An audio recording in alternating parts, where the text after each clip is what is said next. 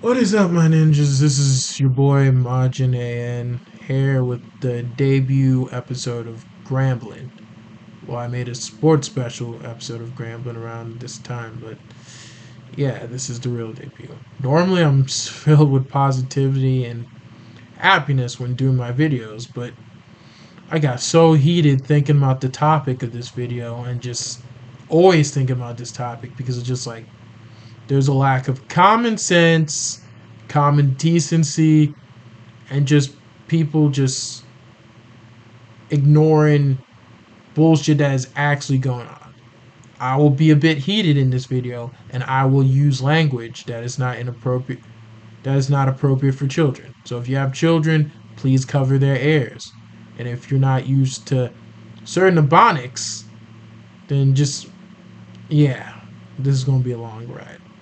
The topic for today's GRambling, the topic of who I'm going to be GRambling about, is none other than one of the most polarizing figures in music, the Pied Piper of R&B, the king of one of the undisputed kings of R&B. That's right, I'm talking about Robert Sylvester Kelly, aka R. Kelly. I'm surprised that I'm even talking about this. I'm surprised that I'm ranting about this, or I need to rant about R. Kelly. But here it goes. Yeah, recently R. Kelly has been, in the past 2 years, R. Kelly has been relevant and re-entering like the news and talks and media for the wrong reasons. You see, last month, September 27th, R. Kelly was found guilty of 9 counts of child pornography, sex trafficking, child abuse, sexual abuse, and a violation of the Man's Act, which I'll get into later. So yeah, he's been charged on a lot of things. He's been found guilty of those things too. But that's not it all. He has so many counts and charges against him that they won't continue, that they'll have to continue filing or indicting him at May 2022. It is a crazy ride and a crazy situation. But that is not something that's bothering me because I've known about R. Kelly for years like this. The issue with R. Kelly is the fact that people are still defending R. Kelly and riding with R. Kelly after all the evidence and signs have been in their goddamn faces for 3 decades.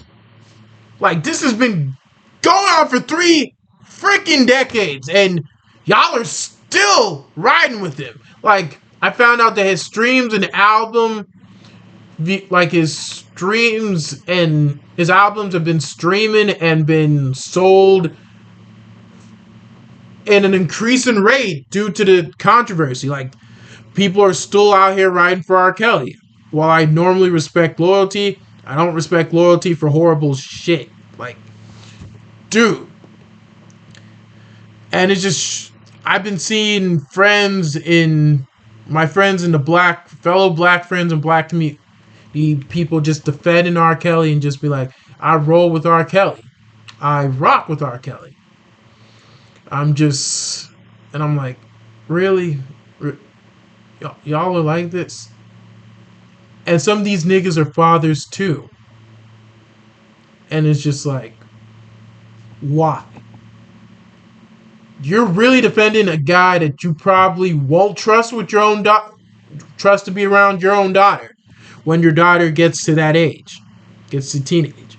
He wouldn't be a type of guy you would trust your daughter to be around. You are backing that. You're backing, pardon my words, that nigga. I'll be using that word a lot.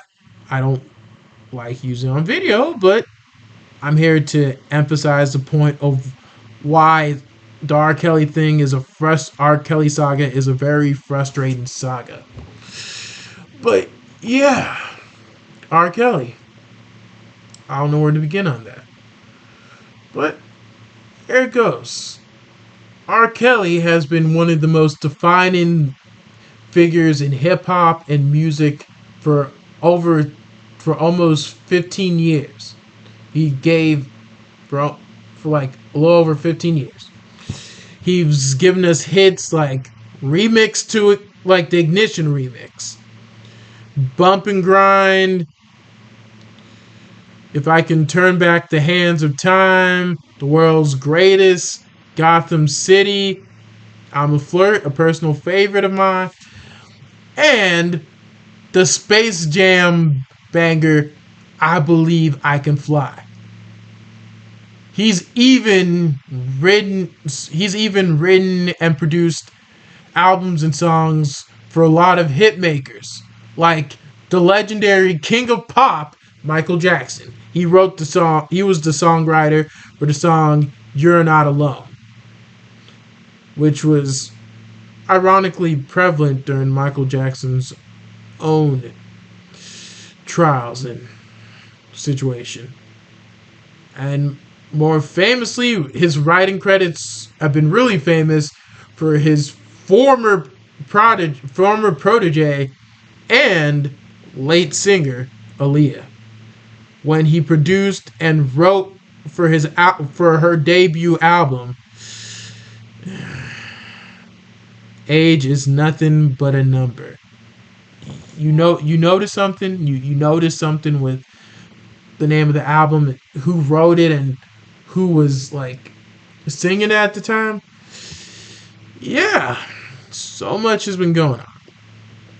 But for the gist of it, this is to summarize. R. Kelly has for over 3 decades. R. Kelly has been in a lot of legal trouble involving women, whether it's been sexual abuse, and not just women, just the female gender in general. Whether it's like sex abuse and a new alleged sex cult claim, which I probably won't be surprised by at this time, and sexual involvement with minors. And women. He's been accused of terrorizing women and females for years. And another reason why the R. Kelly situation is draining for me, because I used to be a major fan of R. Kelly. I still love his music, but I can't support his music. There's a difference between loving the music and supporting the music. I haven't listened to an R. Kelly song since the R. Kelly arrest, or maybe even post Surviving R. Kelly. Something which we'll get into later. But yeah, it's really hard to support one of your favorite musicians when he's hurting his people and hurting when he has a very vulnerable target, like underage girls and women. A lot of these underage girls and women are even black women. Black women. We should be protecting black women. Black women are a very vulnerable group for abuse like this and targeting like this. And he's been doing a lot of shit to black women. Like, this nigga he's been awful.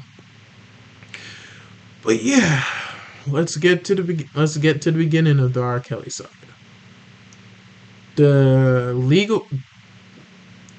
His dubious relationships and sexual history all began with Aaliyah, the late great Aaliyah. They met in the early 90s. Aaliyah's dad introduced Aaliyah to R. Kelly because he had the musical connections. Because they all believed Aaliyah would be a star, which they aren't lying. Aaliyah was supposed to be one of the most defining musicians of our time. She was definitely one of the most defining musicians of the 90s to early 2000s. She was going to get more star power had she lived through what she went through. But yeah, it was R. Kelly took Aaliyah in, helped her become the star that she is in her debut as a musician. Used his connections, got closer to her, and yeah, he got a little too close though. Because in 1994, R. Kelly ended up marrying Aaliyah. I mean, marrying your protege, getting romantically involved with your protege, while it's a weird business move, it's like semi professional. It's not super bad or not illegal, except for one problem. The marriage was itself was illegal. It was very illegal because while Leah claimed to be 18 in the marriage documents, a lot of people that followed Leah or knew about her knew that shit wasn't true. They knew that shit was definitely not true. Because at the time when Aaliyah got married to R. Kelly, she was 15 years old. She was 15. 1-5. 15.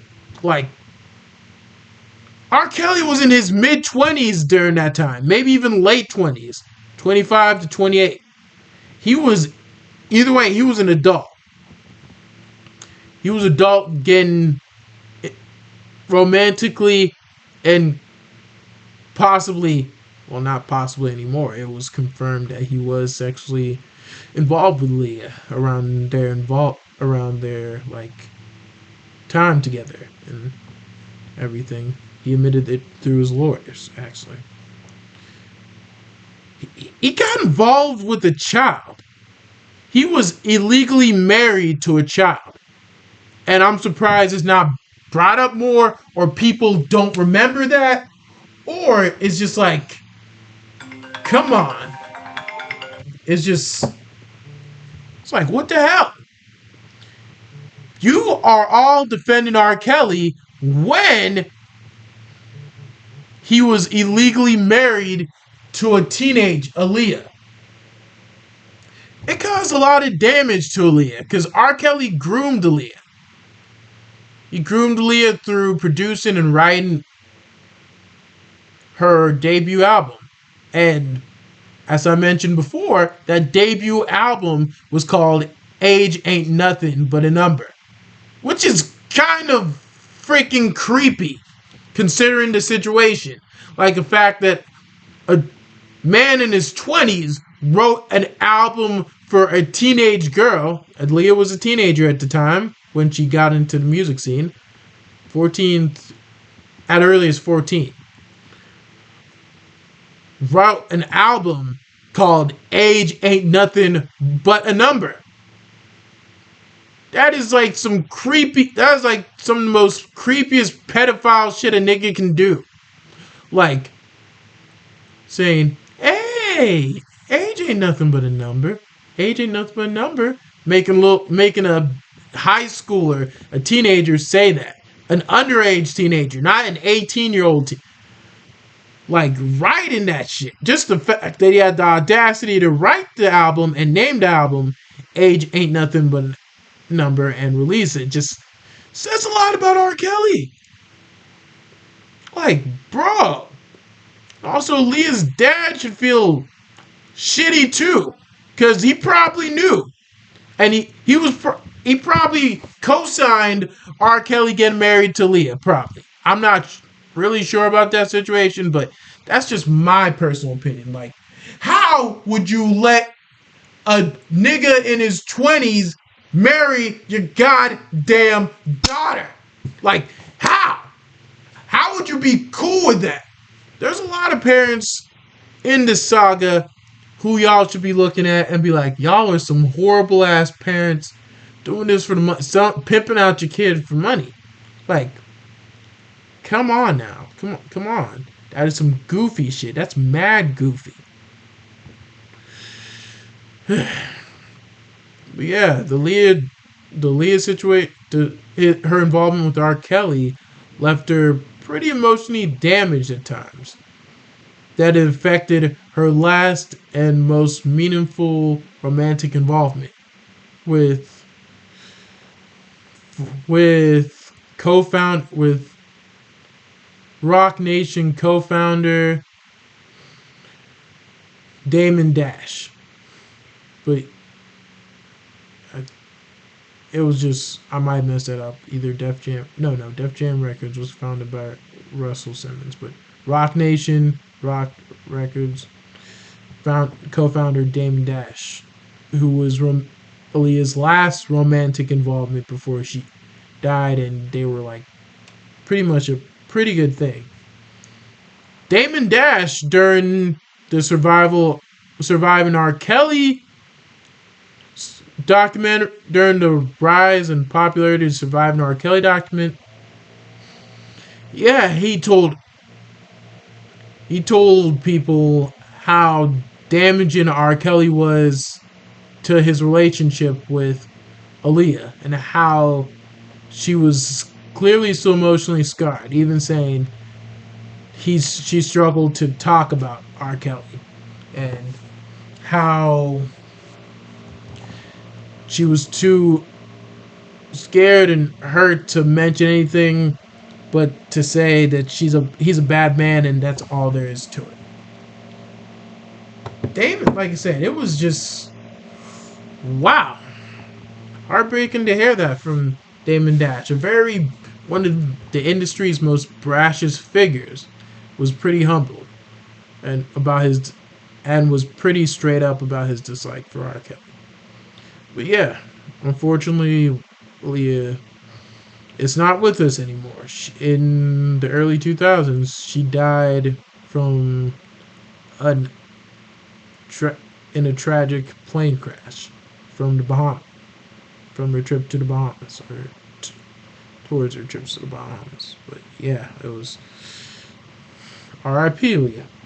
She was destined for great things, but yeah, the Leah situation should have been an eye opener. But yeah, he's back at it again. In 2002, R. Kelly was charged with sexual abuse for the discovery and urinating on a child. For the discovery of his infamous sex tape with him getting sexually involved with the minor and urinating on a freaking minor. It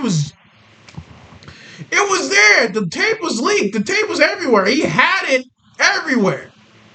That sex tape led to so many references. Two of the biggest references were Aaron McGruder's show, The Boondocks, and The Chappelle Show. We're going to mention he was acquitted from being charged with that, but yeah, let's mention The Boondocks. Boondocks, very popular adult animated cartoon about black culture and everything. And Magruder, one of my favorite shows of all time, just a great show. It referenced the whole R. Kelly's trial, where Huey, the main character's brother, the other main character, found out from their neighbor, found out from their neighbor, a favorite recurring character, that he is R. Kelly's prosecutor. So he didn't mind taking them to the trial, even though Riley, who's usually portrayed in negative stereotypes for black people, was on the side of R. Kelly, while Huey, who's portrayed as being a pro-black intellectual, was like, yeah, R. Kelly was guilty of his shit. Anyways, they go to the trial. The trial ensures R. Kelly has a shitload of supporters and a low amount of people arguing against him. His supporters were wild, ranging to the ignorance and everything. At one point, they referenced the girl in the video. I mean, I don't think that's how the girl. Maybe that's how it felt. Talking about if she didn't want to get peed on, she should have gone out of the way. Normally, common sense like that, yeah, she should have gone out of the way. But she is a minor. She doesn't. I mean, she might think she understands it to a degree, but she doesn't understand the complicity of the situation to that same degree. And in the end, R. Kelly was found innocent, and black ignorance was, or just ignorance in general, was winning. And after Huey made a compassionate speech about how the system, how everyone has lost their damn minds, and how the system has screwed black people over in the past, which it has, and I'll get to in later videos. But R. Kelly's not one of those people. And to help R. Kelly, you need him to get locked up and get treatment and see older women. But yeah, and then R. Kelly won. And it was a reference to how black people still had his, or just fans in general, still had his back, even when the evidence was in front of them. Another reference of this trial and sex tape situation was Dave Chappelle's. I made a Dave Chappelle video earlier, so it's kind of funny. Dave Chappelle's reference to the R. Kelly situation with his sketch about R. Kelly's "I wanna piss on you, yes, piss on you." Yep, R. Kelly, where he made fun of R. Kelly pissing on women, wanting to turn them into a toilet seat, and just like so many things. You should see it. It's actually, if you didn't cancel Dave Chappelle, you should see it. It's a funny sketch, one of his funniest sketches. But yeah, it was, so many people have referenced R. Kelly's situation. But yeah, he got away with it. However, in 2019, R. Kelly's life and the life of R. Kelly fans and hip hop fans was going to change with the release of the documentary Surviving R. Kelly, which featured detailed allegations from R. Kelly's alleged victims, talking about constant sexual abuse, physical abuse, even a sex cult. Yep, a sex cult. It went there. And just so many people were in that. So many people, so many women were in that documentary. And that documentary was so referenced many of R. Kelly's legal woes, just the BS he's been in for decades, and yeah, getting, and what he's been into recently. The documentary was so bad and polarizing for R. Kelly's career that, yeah, it single-handedly got R. Kelly canceled for the most part and investigated again for child trafficking, like a sex cult charges, sexual abuse for minors, and some of the women at the time were minors when they were allegedly abused by R. Kelly or involved with R. Kelly. R. Kelly had to defend himself many times, including including a Good Morning America interview with Gayle King, and his infamous Good Morning America interview with Gayle King, where he had like a complete meltdown towards the end of it. Which I can add clips in my videos now, but this is one of my early videos, so I can't show you that clip. You'll have to look for it yourself. And yeah, it was a pretty bad meltdown. And then people started bringing up more accounts of R. Kelly, including Dave Chappelle again, talking about the time that R. Kelly sent his goons towards him when he was at a show watching Common, at a Common concert or a Common show. And R. Kelly even said to him, "Yo, man, why do you have videos of me peeing on underage, no, peeing on women?"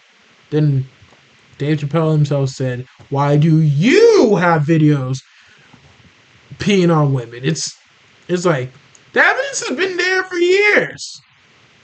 Yeah, and then last year, maybe earlier this year, R. Kelly got arrested and is being held in jail without bond. And here's the craziest part.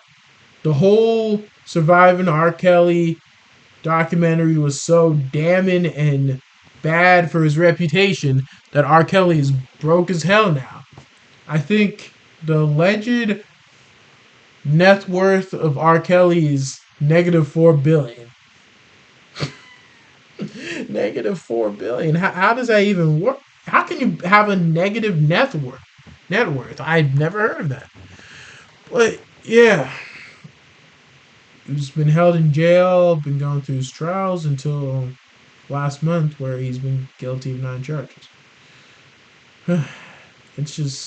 It's really, really frustrating and draining that I have to be like, look at who you're defending closely.